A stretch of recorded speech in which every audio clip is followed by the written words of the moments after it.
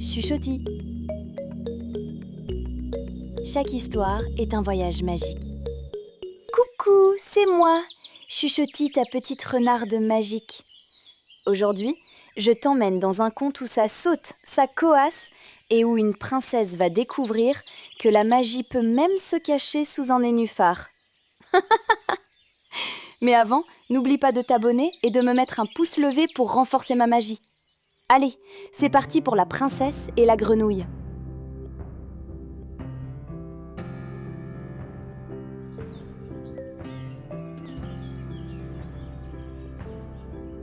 Il était une fois, dans un somptueux royaume, une princesse qui s'appelait Charlotte. C'était une princesse pétillante, avec des boucles dorées qui rebondissaient à chacun de ses pas. Charlotte était belle, joyeuse et pleine d'énergie. Mais aussi un tout petit peu capricieuse. Disons que son père le roi ne savait jamais rien lui refuser. Chaque jour, elle aimait se promener dans le jardin du château avec sa précieuse balle dorée. Un cadeau de son père, bien sûr. Ma balle adorée. Oh, tu es aussi belle et dorée que le soleil. Et cette balle, Charlotte l'adorait par-dessus tout, si bien qu'elle ne la quittait jamais. Elle la lançait, la rattrapait, riait. Jusqu'à ce jour où... Plouf! Oh! La balle lui avait glissé des doigts et avait disparu dans le fond du bassin. Et il était si profond qu'on n'en voyait pas le fond. Oh non! Ma belle balle d'or, mon trésor, elle est perdue. Comment je vais faire? S'écria Charlotte catastrophée, les larmes aux yeux de désespoir. Elle se pencha, et là une petite voix étrange se fit entendre. « Pourquoi tant de tristesse, jolie princesse ?» Charlotte sursauta et vit une grenouille verte entre les nénuphars qui la fixait de ses gros yeux ronds. Burk, une grenouille dégoûtante. Et pourtant, princesse, je pourrais bien t'aider à retrouver ta balle dorée, si tu me promets juste une petite chose en échange. Charlotte plissa le nez. Elle voulait récupérer sa balle à tout prix. Oui, tout ce que tu veux, grenouille. Je peux te donner des perles, des pierres précieuses ou même une couronne. Je n'ai que faire de tout cela. Moi, tout ce que je veux, c'est manger à ta table comme ton égal et que tu m'offres un petit bisou. Quoi? Que dis-tu? Un bisou? Burk, jamais de la vie. Dans ce cas, tant pis. Ta balle restera au fond de l'eau, princesse, répondit calmement la grenouille. Et là, Charlotte fit ce que toutes les princesses capricieuses font dans les cas extrêmes. Elle leva les yeux au ciel, cria fort et tapa du pied. « Je veux ma balle, tout de suite !» Charlotte regarda la grenouille et comprit qu'elle n'allait pas fléchir. Elle semblait aussi têtue qu'elle, apparemment. Alors Charlotte céda. Après tout, ce n'était qu'une promesse à une simple grenouille. Elle ne risquait pas grand-chose. Bon, c'est d'accord. Je te promets tout cela si tu me rapportes ma balle, mais dépêche-toi. La grenouille hocha la tête en signe d'approbation et plongea aussitôt.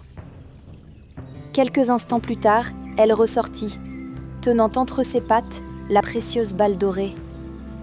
Charlotte, folle de joie, s'écria « Oui, ma précieuse balle adorée. Oh, merci. Bon bah, salut !» Et sans attendre, elle fila vers le château, laissant la pauvre grenouille derrière elle. Le soir venu, on frappa à la grande porte du château. Toc toc toc. Et un valet entra, tout pâle, dans la salle à manger. « Majesté, je vous prie de m'excuser d'interrompre votre dîner. C'est que il y a une grenouille qui demande à parler à la princesse Charlotte. Elle dit que c'est très important. » Une grenouille, dites-vous? Eh bien, faites-la entrer. Lui répondit le roi, amusé. La princesse, elle, devint rouge comme une Charlotte aux fraises. Et avant même qu'elle puisse protester, la porte s'ouvrit. La grenouille entra, un large sourire aux lèvres. « Bonsoir, princesse. Oh, veuillez excuser mon retard. C'était un peu long d'arriver avec mes petites pattes. Je suis venue dîner, comme promis. Vous ne m'aviez pas oublié, j'espère. » Charlotte se leva d'un bond. qu'on enlève immédiatement cette visqueuse créature de ma vue. Le roi curieux se tourna alors vers sa fille. Charlotte, ma chérie, as-tu vraiment fait une promesse à cette grenouille? Oui, c'est vrai, papa. Elle m'a rapporté ma balle d'or tombée dans l'eau. Mais bon, je ne vais pas côtoyer et embrasser une grenouille dégoûtante tout de même. Je suis une princesse. Tu ne devrais pas mépriser celle qui t'est venue en aide, peu importe son apparence. Une princesse se doit toujours de tenir sa parole. Mais papa... Charlotte, je ne céderai pas cette fois. Il en va de notre honneur. Installez notre invité sans attendre, je vous prie. Et voilà comment Charlotte se retrouva à partager son dîner, assise à côté d'une grenouille. Et la grenouille mangea d'ailleurs avec grand appétit. Slurp, slurp, quel régal! Cela faisait bien longtemps que je n'avais pas mangé une soupe aussi délicieuse. Mes compliments au chef. Elle faisait même la conversation. Et semblait d'ailleurs très cultivée pour une grenouille. Pendant que Charlotte grimaçait de dégoût et faisait la moue. Après le repas, la grenouille s'approcha et lui dit gentiment de sa petite voix « Dites, princesse, il reste le bisou ?» Le bisou ? Maintenant ? Tu en es sûre ? Mais tu es si... répugnante. N'oublie pas qu'une princesse doit toujours tenir sa parole. Allez, juste un petit bisou et je disparais. Promis, répondit la grenouille avec un clin d'œil. Charlotte regarda son père. Malgré son dégoût, elle était bien obligée de tenir sa promesse.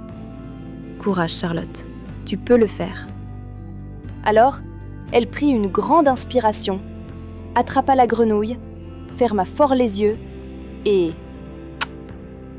C'est vrai que ce fut un bisou rapide, plus rapide qu'un éclair. Mais il eut quand même le mérite d'être fait ce bisou à peine effleuré. Et là, un éclat de lumière envahit la pièce. Quand Charlotte rouvrit les yeux, la grenouille avait disparu. Incroyable! À la place, se tenait en face d'elle un très beau prince, qui s'inclina devant elle avec élégance. Charlotte cligna des yeux, bouche bée. « Merci, princesse. Tu viens de me libérer d'un mauvais sort. Je suis le prince Maxent du royaume d'Azurion. » J'ai embrassé un prince ? Le prince amusé approuva. « Enfin, un prince transformé en grenouille tout de même. Ce n'était pas rien. » Et pour une fois, Charlotte ne sut que dire. Elle rougit, puis murmura gênée. « Je m'excuse, prince. Je n'aurais pas dû te traiter de la sorte. » Charlotte, j'applaudis ton courage. Avant toi, aucune princesse n'avait voulu m'embrasser. Je te dois ma liberté. J'espère que ce n'était pas trop gluant. Un bisou gluant pour un prince charmant, je crois que je m'en remettrai. Tout le monde éclata de rire, et les serviteurs aussi.